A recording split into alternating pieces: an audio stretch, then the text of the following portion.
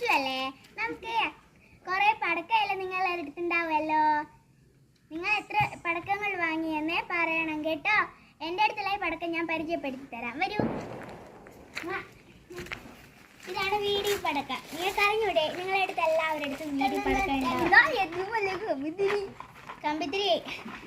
ഇതാ പാമ്പ് കേട്ടോ, ഇങ്ങനെ കത്തിച്ചിട്ട് ഇങ്ങനെ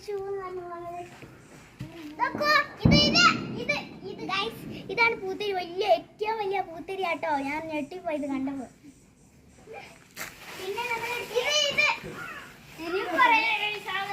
ഇതൊരു കുഞ്ഞു സാധനം. നമ്മുടെ ഇത് കത്തിച്ചാല് ഇത് കത്തിച്ചിട്ട് ഓടണം കേട്ടോ. ഇത് കത്തിച്ചിട്ട് ഇതാക്കുമ്പോ നല്ല നമ്മളെ പിരി പിരി പോലെ പോവും. ഇതൊക്കെ വീടി പടക്കം.